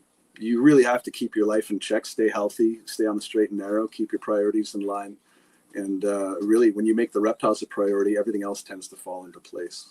And listen, we try not to be these guys, but that's why we take this shit so serious. You know what I mean? Like me and Emilio, like, this is our livelihood. Like, this is what we do for a fucking living. So when you got some nonchalant fucking guy want to, you know, throw some words in that don't really give a fuck, we just stay away from shit like that. That's all. You know, Dare to dream, man. You got to take those risks. You know, you have to be ready for what's coming. Let me say, it's our livelihood and our passion, our therapy, everything. It's our everything, man. It Aside is. from our family, of course, Oh, our cool. kids, our wives, you know, this is what we live and breathe every day, man. Yeah. You know, and that's what I see in you as well, man, with your collection, and I fucking love it. You know, But it's awesome to wear that shit out in your sleeve, man. You know, talk about it, share it, man, and get involved with other people who feel the same way. You know. Yeah.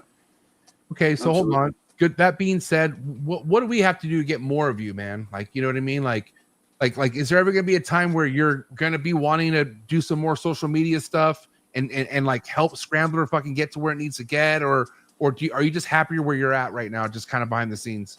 I'm happy where I'm at right now, but like I said, you guys were the first people to ever reach out to talk to me, and honestly, man, I really appreciate it. I mean, I've never not been willing to talk.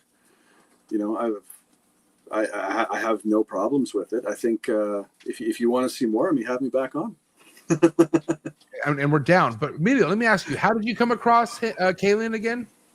We had an episode where I mentioned that I wanted to see more of isolated Scrambler combos or Scrambler gene, the Scrambler gene by itself. And I believe, I don't remember the name right now, but a friend of yours messaged me and showed me your page. And Okay. when I saw your animals, bro, I said, holy shit. Yeah, you we know, need to have this guy on.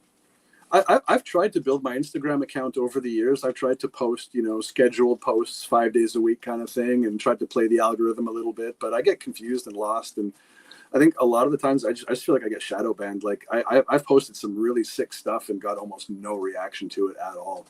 It's just, I guess it's consistency, man. You know, There's so many things that go down to it. And that's where a lot of people just say, well, I'd rather fucking not do it if I have to do all these hashtags and I have to play popular music. It gets very like Instagram makes you do what they want you to do in order for them to fucking give you some clout. And that's just what it comes down to. And then you just can't miss a step. And it does get old. Trust me. Like you have, you got certain work that you feel like this is going to be the nicest stuff you post. And then you feel like no one even fucking looks at it. You know what I'm saying? That's it. That's just the world of algorithms, man. It's let me say this. For a long time, my Facebook page was very good, and I focused a lot on Instagram, right? And here and there, I still use my Facebook page. But let me tell you something, man. That Facebook page is getting nothing now, and it has organic reach that it's had for freaking, I'd say, 15 years. And I don't know, man. For some reason, I guess since I took my foot off the gas, that page has almost no freaking impact now. Yeah. You know, because I honestly, I use Facebook just for the business. Because I much like you, I hate the toxicity and, you know, everything that you're seeing on Facebook. So I think my business page paid for it. Yeah. I went through Instagram. I followed a whole bunch of people at first. And I was really excited about it. And about a month ago, over the holidays, I went through my Instagram account and I started visiting the accounts that I follow. And I was kind of shocked, but 90% of them hadn't posted since 2021. It's like a graveyard, man. It's kind of like eerie to see sometimes. Because, you know, I got into 2017, shout out to Chris Sursery, but 2017 is when I met Ball Pythons 101, and he told me to unprivate my Instagram account, and like he told me what I had to do to get attention on my photos. But then once I saw that, I was all in. And mind you, like here's the thing. I saw people with big followings that had like hardly any likes. And I'm like, you know what? I was like, this whole fucking big following thing it's a sham. Like some of them had that credibility with the work that they were doing, but most of these people were so good at just either buying fake followers or doing something to make themselves look a certain way, but they weren't really fucking that down or that sick. So I personally never gave a fuck, and I don't want to say I don't care now. I respect my community that I built, but dude, I never gave a shit about the numbers of followers I had. I always looked at posting was like it was all like a I guess, a resume in a sense, right? Like just all the shit that I could go back to and show people throughout the years. And whoever wants to fuck with it will fuck with it. But I can tell you what, you have about 3,000 followers. I guarantee those are legit organic followers that really fuck with your work. You know what I mean? So something to at least to look at. Yeah, I see it as like more of a photo repository of the really cool stuff we've produced over the years, you know, and like something I like to go back on. And when I'm talking to a client, it's just like a quick draw. Oh yeah, check this out, check that out. You know, it works out really well. You know, I don't really make sales through Instagram or Facebook at all. But it's been a great resource. And, you know, for somebody like me who's not this massive breeder with this massive reputation, you know, who doesn't go online trying to be an influencer and whatnot, it builds confidence in what I'm doing and the work that I do. So that brings us to a question that we might have missed if you didn't say what you just said. Collection size and how much your collection is focused on Scrambler. A lot of it is just because the Dreamsicle stuff that had Scrambler originally was kind of a focal project. So I made a lot of hets, held back a lot of hets. We made a lot of combos, held a lot of that stuff back. So I'd say like probably 40% of it right now is Scrambler stuff. Just because that was my first sort of big sort of investment project that I wanted to do. And it's just permeated throughout the years. I really got to give shout out to Aussie Boys for this one. And he was the first guy who I heard talk about keeping things small, tight. You know, you don't have to have 3,000 animals and clobber every show with, you know, wall-to-wall snakes, but you can really keep it slim, trim, high quality, and how to operate in a small footprint. I think I've drawn a lot of inspiration from that model over the years, and that's kind of what I try to do. Yeah, less is more for sure. Yeah. Collection size, you'd say, production this last year, clutch wise? Oh, I think this year we did about 15 or 16 clutches, which I think for me is about what I'm comfortable with. I mean, I don't have employees. I don't have anyone I can rely on to do the work. And I think that's sort of just my comfort zone, working alone. I give each animal the best I can. And it's just really, that's anything more than that. I feel like things might get out of hand and be just a little bit less particular. So I've got 80 adult breeding females, about 20 males I hold back. And that's kind of my sweet spot. I came in right at the end of that era of like, dude, get as many snakes as you can and breed as many as you fucking can. Like 2017, people were starting to open up their eyes a little bit. But even me, man, like I remember, I swear to God, I'll never forget. I think 2017 to 2019, I wanted 100 clutches. Like that was like my goal. Like by building my collection, I was like, I want to do 100 clutches someday, which was fucking goddamn further from the truth right now, man. I stay like I'm in the 10 to 15 zone, no more than 15, but that was the mindset almost like you had just looking at other people who were doing it. You know what I mean? Mm-hmm. Yeah, there are definitely guys in the past who've had massive collections, and it's inspiring, you know, like back when Brian was doing the Snake Bites TV stuff, and you just see row upon row of snakes. Yeah. Dude, it's amazing, you know, to see. Yeah. I'll take that shit to the grave. I was also that guy that said, I want 100 clutches. Yeah. I did. You almost did it. You did 80. You almost did 80 last year. Yeah, but guess what? Wow. I think that's it, bro. Oh yeah, I would hope so. I think 80 is the limit, and then once you start sprinkling in the other species here and there, you're good, buddy. I'm exactly where I want to be. That's a ton of fucking work, man. Fuck yeah! Oh my god, yeah. It's a lot of rodents. Yeah. Deep breeds his own mice, so he's in a good place. Gotcha. But listen, let's get to a wrap-up topic here. I'll go first, and then Emilio will go. But let's kind of like create a little awareness for somebody out there who's maybe, you know, walking around a show looking for Scrambler. Maybe they're like, I want to get into Scrambler. They come across the table, they see some Scrambler stuff. Give these people some pointers. Like, what should somebody either ask or look at or like do to consider that they're doing the right purchase on Scrambler, like actual Scrambler, you know? Follow your gut instinct.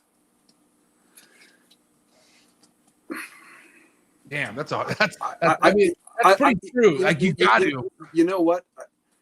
Follow your heart. No, Listen hold to on. your No. heart. No, but I mean, when you're communicating with the breeder, you get a feel for who that person is, right? Yes, Like fact. you said, if I came on and I was all sketched out and dodgy, like this wouldn't go well. Yeah. Right. Oh, we would have ate that up, man. We would have loved it. Yeah. Well, sorry to disappoint. No, we're good. We're good. No, we're good. This turned out great. It really did. But, But I think asking about the backstory, like how did you come about Scrambler? How did you get into your collection? How did you identify it? yes. And anyone who's legit will have answers for you. True. That's why we always preach, like, vet the person you're buying from. Because if you dig with these questions, you'll notice a lot of the answers either line up or they just don't line up. You know what I mean? And so, dude, you gotta ask these questions, man. Face to face is even the best part too. When you're face to face with the person, you could really find out what's going on, man. So definitely agree with that for sure. Look, what would clear a lot of this mess up right now would be some genetic sequencing. I think anyone out there working on it, I mean, I'd love to send in some sheds if we could get some definitive answers, because really, RGI all day. Yeah.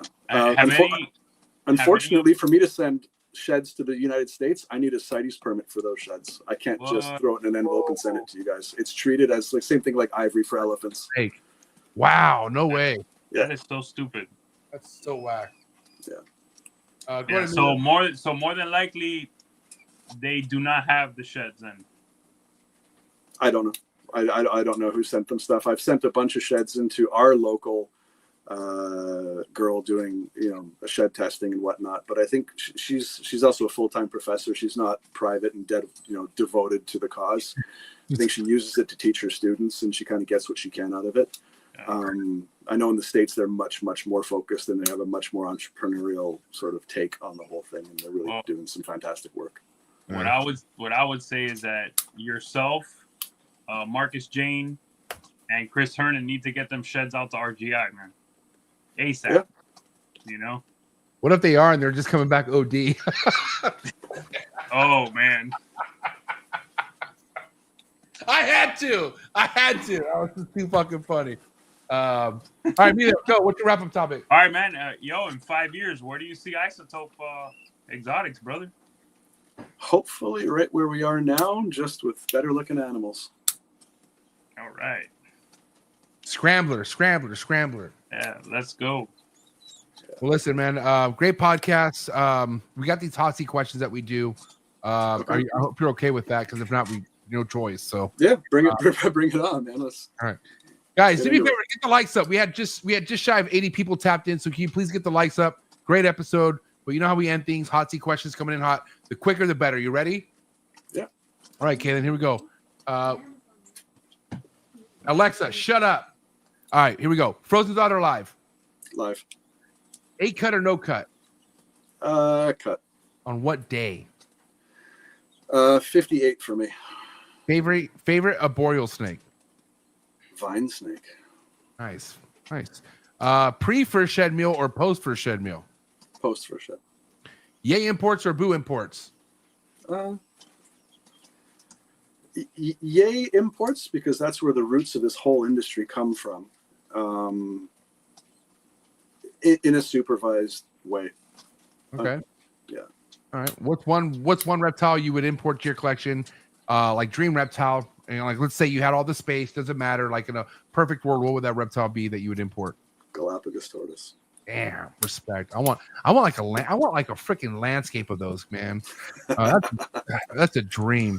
Wouldn't that be cool? To spray a ball python or to never spray a ball python, like to mist? Oh, spray. Okay. Yay sports or boo sports? Oh, boo sports. Heavy. Okay. Yay alcohol or boo alcohol? Boo alcohol. Steak or fish? Steak. Favorite cut of steak? Sirloin. Nice. Van Halen or Sammy Hagar? Oh shit, man. That's well outside my wheelhouse. I saw Sammy Hagar perform at the Hard Rock Cafe in Anaheim once. Nice. With Yngwie Malmsteen. That was a trip. You got to pick them. Fuck Van Halen. Nice. West Coast rap or East Coast rap? Oh, East Coast. Favorite East Coast rapper or rap group of all time? Shit. I'm not huge into hip hop, but I'm gonna. There are albums that I've listened to over time.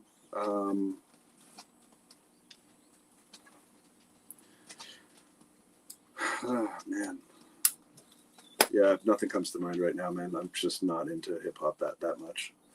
Not one rapper or anything comes to mind, bro? Like not one? Not Dude, one? my whole background is in super crazy, like psychedelic dance music. Dude, no and way. Really electronic stuff. Yeah, man. I DJ'd for 15 years. So I had a So did live act I. and everything. Nice. Okay, What'd you hold on. DJ? I house music. I produced house Nice. music. Yep. Yeah. Wow. Okay, here we go. That's And dope. so you like Infected Mushroom? I actually played their after party in Montreal about 12 years ago. That's so you're into some trippy ass music then for sure. Yeah. Okay, we'll talk later on that. All right, moving forward. Little word association. Say the first thing to come to mind. You ready? First word that comes to mind? Sure. Yeah, first thing to come to mind. Ready? Milk, Toast. cocoa, Butter. stuck shed. Shit. First time ball python keeper. Welcome aboard. Instagram trolls. Get fucked. Scrambler haters. Hey, man. We're just doing our best out here. Oh, that's polite. See, you can't hate on a guy like that. All right, last but not least, and then it's Emilio's turn. Say whatever comes to mind. Ready? Coolest reptile network in the world. Trap talk, man. Here we go. Very All right, smoothly. This guy's player. I like this guy. Yeah. Hey, we didn't ask you about Puzzle. Do you work with Puzzle at all? I don't, but it's next on the list. I'll tell you that. Wow. Alrighty. I want to see Scrambler Puzzle, by the way, but okay. This is how I do it, all right? One's got to go, all right? You got to pick the one that's got to go. Much like drink champs, okay? All right. So, Puzzle or Clown? One's got to go. Yep. Damn. That's a clown. Oh, shit. Okay. Yeah. I think Puzzle has an epic future. I didn't expect that, but okay. There's a lot of work to do with Puzzle still. All right, sunset or monsoon? Monsoon. Damn, I didn't expect that either. All right, hey, you know what? I've never asked this one, but since you answered my questions earlier in the weekend, this is a really good question, okay? Because both have been very influential combos, all right? Batman or Pompeii? Pompeii. Gotta go. Oh, it's got to go? Batman. All right, the others you answered gotta go, correct? Yeah. All right. Yeah, sorry. I wasn't expecting that one, actually. That's a tough one, but yeah, definitely. Yeah, I'd keep on. Okay, so what's gotta go again? Batman. Oh, God. All right, man, that's rough. All right. In Scrambler, I updated this question because of our episode, right? One has to go in Scrambler. Orange Dream, Java, or Calico? Java. Ooh, gotta go. Damn. All right, man, and that is all I have for you, brother. All right, man. Dave, my questions are a lot quicker, right? I really enjoyed this episode. I feel like I learned a ton. I really appreciate you. I feel like all of our viewers, whoever watches this episode, is gonna really learn a lot about Scrambler, and hopefully, MJ could get you on, with Marcus. We'll do we'll do an ultimate Scrambler episode, like I would love that. We'll call it ultimate. You know what? I'd be super down with that. I got to give a big love to Marcus Jane, man. He's been a pioneer, a rock for the Canadian, ball python community, and he's helped me out a ton. And I mean, everything from just how to set up a show, how to present yourself, how to present ball pythons, what a finished product looks like, what a resolved combo looks like. He's been such an inspiration over the years, and I really want to thank him a lot for reaching out and clearing up a lot of my mess. And I know he's done the same for a lot of other people, man. He's a pioneer. He's a legend. Well, I gotta say, man, I really fuck with your vibe, dude. Like right off the bat, I saw how laid back you were, and you did a really good job laying some things down for Scrambler. I think Scrambler definitely got some flowers tonight. But I'm looking back to have you back on Trap Talk for sure. Be ready. It's gonna be on a Thursday night too, for sure. It's gonna be banging. We'll have Emilio there, Marcus Chain, and I'd rather you guys have Chris Hernan, you know, and all three of these guys. That'd be freaking amazing. The Scrambler unit. Don't tell me how to do my shows ever again, please. No, I'm not. I'm just What giving the you my fuck, opinion. dude? I'm trying to tell you I want you apart. You're like, no, come on, dude. Embarrassing. I'm just kidding. Me and Emilio fuck around all the time. Listen, hey, where can people follow you? I know I pulled it up, but where's the best place where people can follow your work? Yeah, Instagram is where everything gets posted first, man. So Isotope Exotics on Instagram. Everything gets linked over to Facebook. And we've got a website, isotopeexotics.com. That's where we post everything that's going to be available. Everything gets posted there first. And Morph Market's kind of an afterthought to isotopeexotics.com. Beautiful. You can find all the links in the description below, so go check them out. Now give it up. It's a wrap for Kaylin, Isotope. Thanks, guys. I had a blast. It was good. Have a good night, bro. Thank you. Yeah, you too. Peace. This is what we do. That was a banger, bro. That was a good This episode. is what we do. That was solid. How do you overall feel about Scrambler right now after what we just heard with Kaylin? Honest opinion. Like, let's. You need Marcus on. He did an exceptional job of breaking it down, better than anyone. I really appreciate him. I still need more.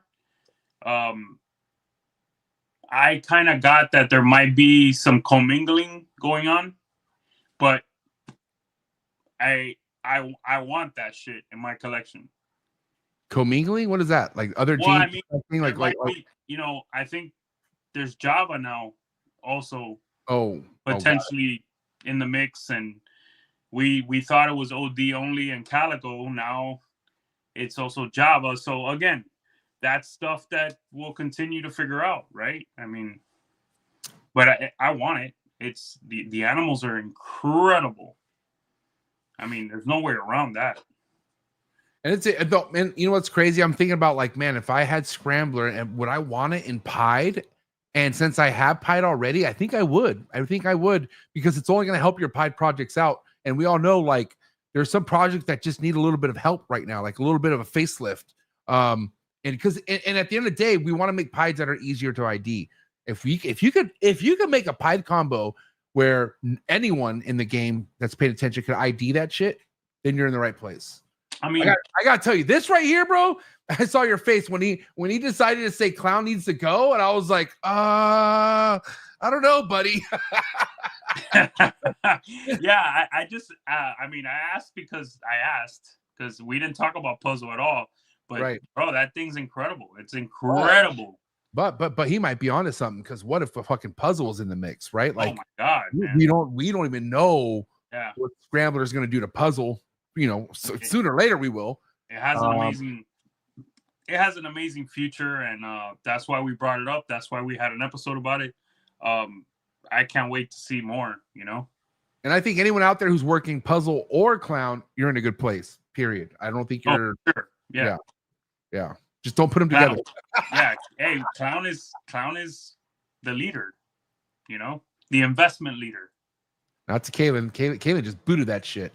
He said, I mean, just looking at the new thing, man. Yeah. You know, working it forward. He's just getting in it. He's just getting in his collection. That's why he picked it, I guess. But what's king? We all know what's king, right? Well, Pied is the recruitment king.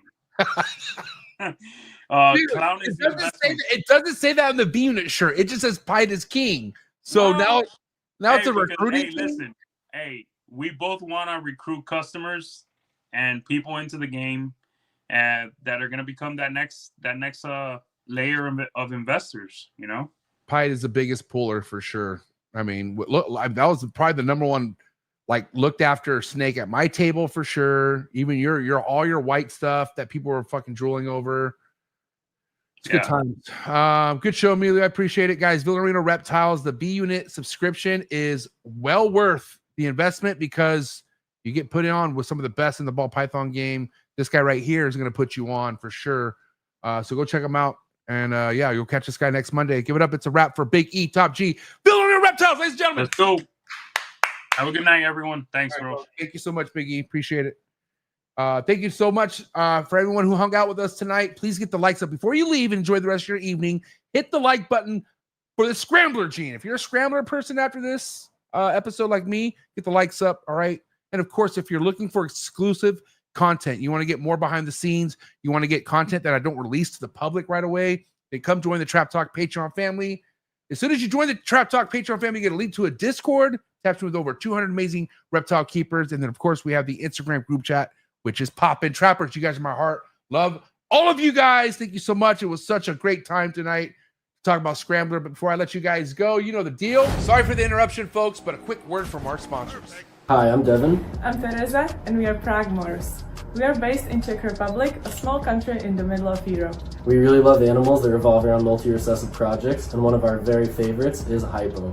We're really looking forward to clutches that are coming this season, and some of those are Hypo Clown, DG Clown, Hypo DG Clown, and one of our all-time favorites, Hypo Puzzle. Hope you enjoyed the next episode on Trap Talk, the greatest reptile network in the world. If you guys want to see next level cutting edge ball python projects, please make sure you head over to their Instagram to follow all their amazing work and head over to their website to see what they could possibly have available by heading over to progmorphs.com. Thank you again, Devin and Teresa, for bringing some of the biggest heat worldwide in the ball python game. If you're in the ball python game, then you know one of the biggest buzzes going around the hobby as far as reptile shows go is the new Southeast Reptile Expo being thrown by Bob Vu and his crew. Thank you so much, Bob, for being a part of this year's sponsor on the Trap Talk Reptile Network.